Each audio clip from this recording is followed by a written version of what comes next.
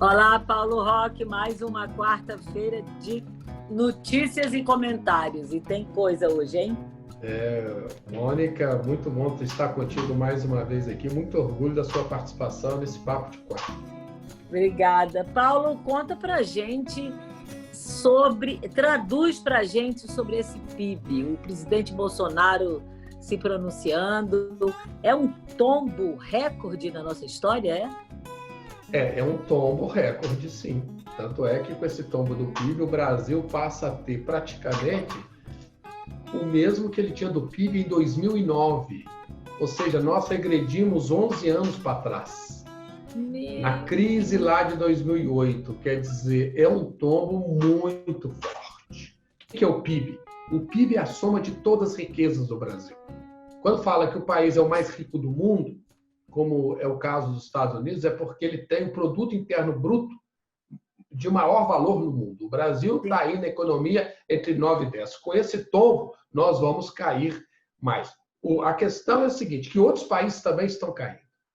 Esse tombo no PIB do Brasil não está acontecendo só aqui. Ele está acontecendo nessa média no mundo inteiro, por conta do Covid-19. Em função de quê? De uma situação muito triste, né? A economia, com o Covid, ela deu uma desacelerada muito forte, muito forte. Então, a queda no primeiro trimestre da pandemia não foi tão forte, foi por volta aí de 6, e agora veio a 10. E isso realmente já era esperado, mas nós temos que pensar no pós-pandemia. E o que eu sinto hoje, infelizmente, que muita gente no Brasil está agindo como se está na situação como se nada tivesse acontecendo. Eu vejo, por exemplo, as câmaras legislativas, eu vejo o Congresso Nacional gastando como antes. Não vejo nenhuma medida de corte para dizer vamos enfrentar essa crise. Não tem nada. A Câmara Legislativa, por exemplo, aqui no Distrito Federal, continua gastando uma situação absurda, com um orçamento de 560 milhões de reais. Aprovando, inclusive, verbas extras e etc. Agora, ontem eu vi a notícia que o Tribunal de Justiça economizou mais da metade, só nessa pandemia, mais da metade do que gastou o ano passado. E que eles têm essa ideia de manter alguma coisa parecida, né? Uma volta lenta, mas está provado que vale a pena, né? Trabalhar de casa, você gasta menos papel, menos água, menos luz, menos elevador, menos tudo, menos tempo. Veja, isso é o legado que pode vir da pandemia. Você realmente pode deixar a administração muito mais eficiente, você pode ter menos gasto. O importante é o seguinte, o importante é que todo esse dinheiro economizado ele vá para as várias medidas que o Brasil precisa tomar pós-pandemia para reerguer a economia. Nós vamos falar daqui a pouco do programa Renda Brasil. Tem que saber de onde vai tirar o dinheiro. E não dá simplesmente para muitos órgãos estarem numa situação de que eu não tenho que preocupar com corte de gasto. Eu tenho que continuar gastando como eu gastava antes. Isso é que não dá para ser feito. Paulo, vamos entrar direto nesse assunto. O Renda Brasil é uma reformulação do Bolsa Família ou do Renda Mínima? É uma mistura dos dois? Qual é a diferença entre Bolsa Família e Renda Mínima? Primeiramente, vamos diferenciar bem o que é o que seria o Renda Brasil e o que é o Bolsa Família. No Bolsa Família, que hoje atinge cerca de 56 milhões de brasileiros, ou cerca de 15 milhões de famílias, quem que pode se beneficiar do Bolsa Família? Pessoas que têm uma renda individual na família de cerca de R$90, ou a família tem uma renda de cerca de R$190 mês. Então, essas pessoas seriam pessoas consideradas aí na pobreza extrema ou abaixo da linha da pobreza, e seriam essas pessoas que seriam beneficiadas pelo Bolsa Família hoje. Seriam, portanto, esses 55 milhões de pessoas. O Renda Brasil. O Renda Brasil, o que ele faz? Ele aumenta esse valor das pessoas que teriam direito a esse programa de renda mínima. Porque o Bolsa Família também é um programa de renda mínima. Como foi Uhum. também o primeiro programa do Fernando Henrique, que o Bolsa Família acabou sucedendo. Foi. Então, Da ele Dona pega a Ruth. renda individual, que hoje seria de R$ 89,00, e passa para R$ 450,00. Ou seja, pessoas que ganham até R$ 450,00 poderiam se cadastrar para receber o benefício do Renda Brasil. Isso sobe muito o montante, né? Exatamente. Nós estamos falando aí, o Bolsa Família custa hoje, né, que eu tenho, na verdade, o Bolsa Família, na verdade, como investimento. Como investimento, é um investimento social. E eu considero um programa, esse programa de renda mínima, muito inteligente. Sempre defendi isso. Agora, o seguinte, o Renda Brasil, ele consumiria mais de recursos, cerca de 20 bilhões de reais. Nós sairíamos dos 32 bilhões do Bolsa Família e iríamos, portanto, para 52 bilhões de reais. Nós estamos falando de 63% a mais de recursos. Agora, o seguinte, você pergunta, de onde sairia o dinheiro? O dinheiro, evidentemente, só pode sair de uma situação. Ele só pode sair dos impostos. Não tem outro jeito. Ele tem que sair Sobrou para nós mais uma vez. dos impostos. Então, veja, e nós estamos numa situação de excesso, nós estamos numa situação esse ano que o déficit público vai chegar a 1 trilhão, pode chegar a 1 trilhão de reais. Nós vamos bater todos os recordes de déficit esse ano por conta de todos os problemas da pandemia. É aí que eu reforço. O Estado brasileiro não está fazendo a sua parte, cortando recursos, cortando gastos. Você vê muitos órgãos, como eu já disse aqui, gastando como se nada tivesse acontecido. É preciso melhorar a qualidade do gasto público. Infelizmente, no Brasil, não é questão de só colocar dinheiro. Até o dinheiro chegar na atividade fim, se gasta muito para chegar na atividade fim. Por exemplo, teve um estudo no passado que mostrava que de cada R$ 100 que ia para a merenda escolar, só 25 chegava realmente na merenda escolar, porque o restante ficava no meio do caminho. Ficava no meio do caminho com a burocracia, o custo do Brasil, etc. Então, é preciso melhorar a qualidade do gasto público e não simplesmente ficar colocando dinheiro. E esse programa de renda mínima, tanto o Bolsa Família como o Renda Brasil, seriam programas inteligentes por quê? Porque você entrega o dinheiro direto na mão. Não tem que passar por, entre aspas, atravessadores. Exatamente. Mas só o seguinte, o que eu vejo é que o Estado, o Bolsa Família, ele sempre foi muito criticado, porque o Estado não fiscalizava aquela contrapartida do aluno ter que estar na educação da maneira como na escola, como sempre se colocou, como contrapartida. É preciso que o Brasil faça um programa para as pessoas saírem da pobreza e não continuarem a vida toda recebendo esses auxílios. E por isso, me parece que as contrapartidas sociais têm que ser, o Estado tem que participar e tem que buscar mais essas contrapartidas sociais. Qualificar os pais de família, os chefes de família, as mães, para que possam ter novas profissões, novas habilidades, investir mais na educação, para que aí, de fato, amanhã o Brasil não precise de tanta gente como nós teremos hoje num programa como esse.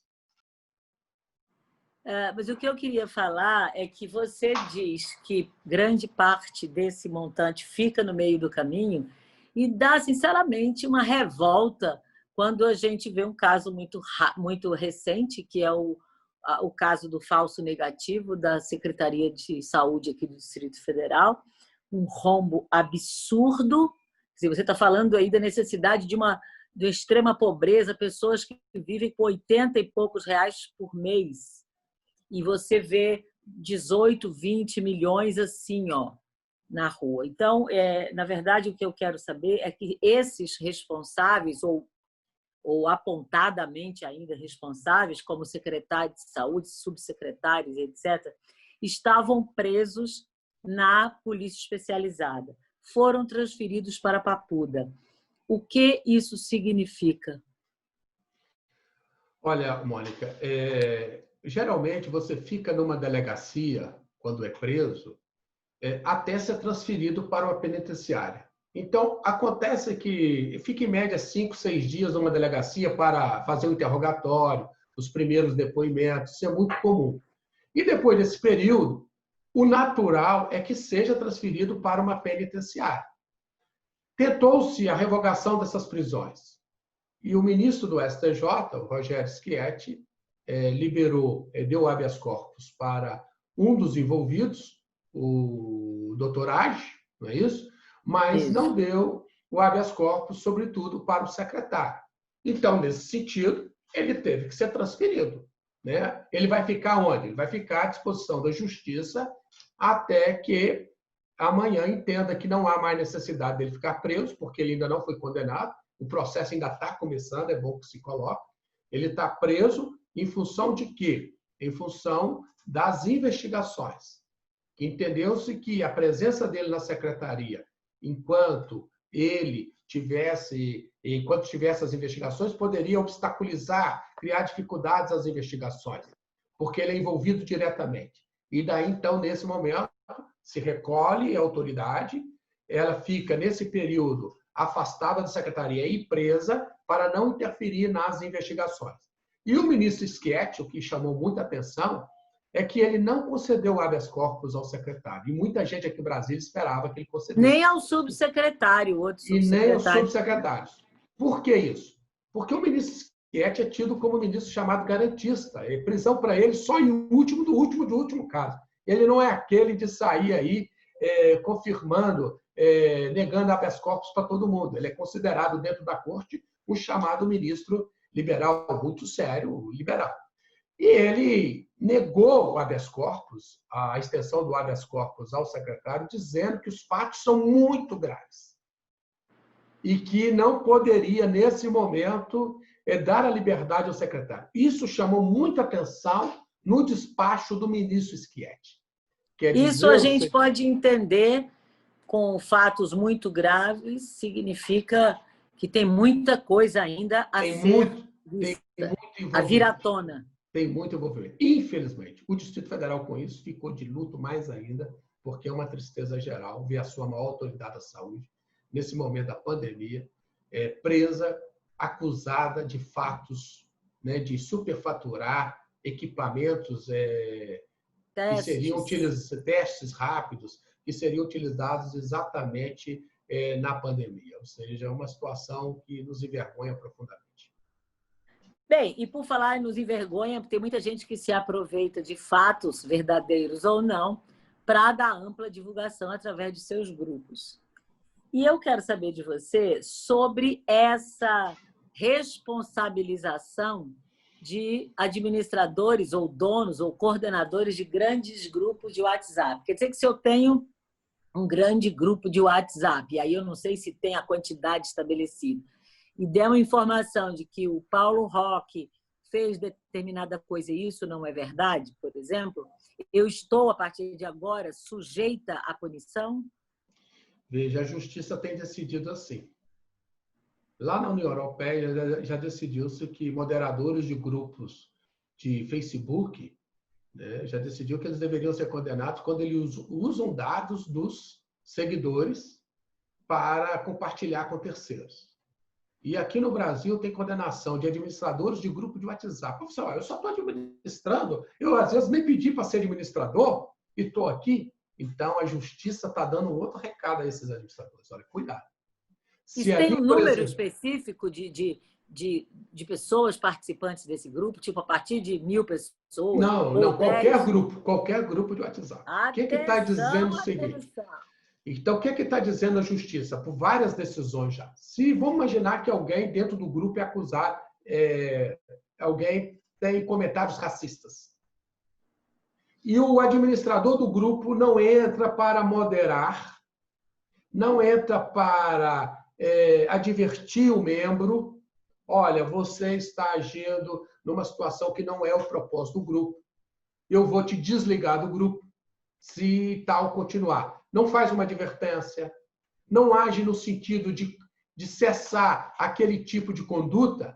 O que a Justiça está dizendo? Além da pessoa que comete essas ofensas contra terceiros, o próprio administrador pode ser condenado a reparar danos morais. Mas isso é denunciado por alguém do grupo que vai fazer o print, né? Exatamente. O problema é que não tem borracha nas mídias sociais. Faz um print, aquilo cai com terceiros, e muitas vezes é um próprio membro do grupo que é ofendido. Sim, mas às vezes não é ofensa. Eu faço um comentário contra uma autoridade, por exemplo, para o grupo inteiro, invento uma história, você printa, quer dizer, vai ser do próprio fogo amigo ali que vai Presta sair. atenção. Discussões políticas, em regra, não dão esse problema, tá? Porque está todo mundo dentro do direito de crítica.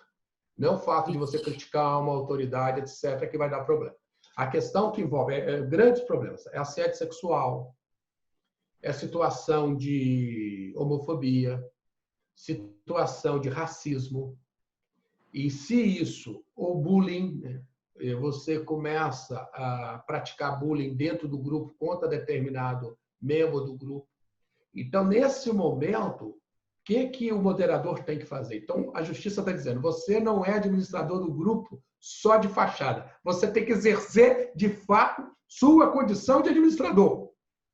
Falou bobagem no grupo, está ofendendo, está com brincadeiras racistas dentro do grupo, qual que é a obrigação do administrador do grupo? Advertir e, se for o caso, imediatamente desligar o membro do grupo. Se ele faz isso, amanhã ele não será responsabilizado. Mas se ele simplesmente tolera, não faz nada, daí ele pode ser responsabilizado.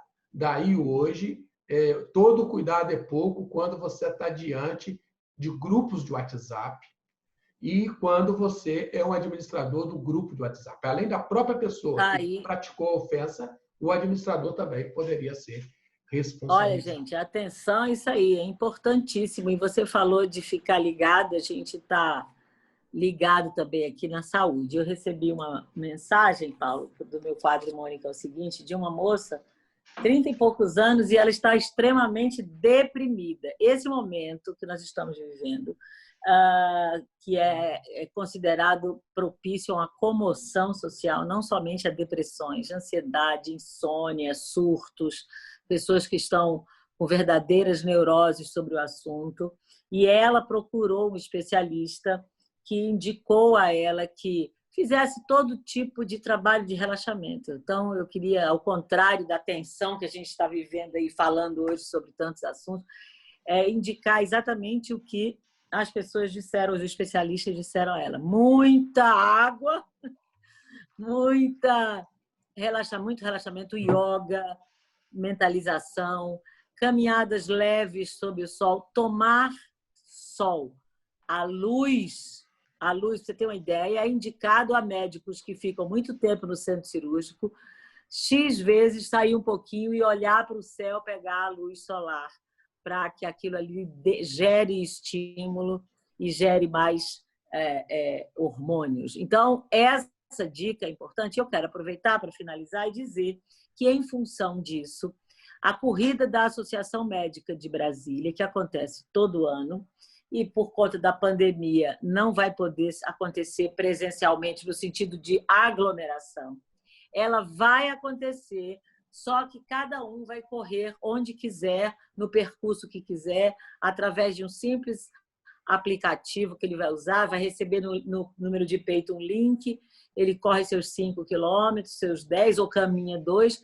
Para quê? Para que a gente, como associação médica, estimule a prática da saúde. A saúde vai estar onde o atleta estiver. Então, eu queria dar esse recado, que vai ser dia 11 de outubro. As inscrições são na Central da Corrida e eu que coordeno, eu que organizo essa corrida, que vai ser certamente uma grande inovação no que nós vamos apresentar ao vivo lá. Vamos fazer uma live com muitas entrevistas. Te convido, inclusive, para correr. Você que é o nosso atleta mor. Eu já corri aí 20 quilômetros, mas eu estou agora sob advertência médica, que infelizmente meu menisco. Eu corria então, caminhe 2 quilômetros e troca. Bom, então, para encerrar, falta a coalhada, né? Síria. Olha, coalhada seca, né? Coalhada seca ou coalhada síria. Veja o seguinte, para quem já aprendeu a receita do iogurte, está fácil. Lembrem da receita do iogurte? Primeiro fato. Lembro. Bota o leite para ferver. Sim, Tá quando certo? ele estiver morno. Quando ele estiver morno. Como é que eu sei quando ele estiver morno? Se você tiver um termômetro Você em põe casa... o dedo e aguenta ele lá. Se você tiver um termômetro em casa, coloca lá, né, um termômetro que você compra nas casas veterinárias, especialmente para isso. Chegou a 56 graus, você coloca o iogurte, mistura e deixa esperar ali. Se é iogurte, espera o dia todo. Se vai fazer a coalhada seca, é apenas por 6 horas. O iogurte tem que virar à noite. A coalhada seca é apenas por 6 horas. Depois de 6 horas, você coloca numa peneira e deixa escorrer o soro. Depois de 2 horas, escorrido o soro, está pronta a coalhada para você passar no pão, etc. Ah, mas eu não tenho termômetro. Aí vai, lave o dedo e o leite está morno. Então você tem que colocar o dedo dentro do leite e se você contar até 10, ele estiver ali, ó, no limite para você tirar, você então está com temperatura ideal. Se você tirar, joga no primeiro momento, já está muito quente, você ainda não está na temperatura ideal. O ideal é que você botar sal na coalhada? Olha, alguns colocam. Hoje eu acho que a gente tem que evitar o sal, mas para alguns preferem colocar o sal, mas eu não gosto de colocar o sal. Eu prefiro a coalhada normal, apenas para regar com azeite depois. É muito melhor. Beleza. Mas se você gosta muito de sal, coloca um pouquinho de sal para salgar. Eu prefiro só com azeite. Ótima dica. Obrigada, Paulo. Beijo. Um abraço. Tchau.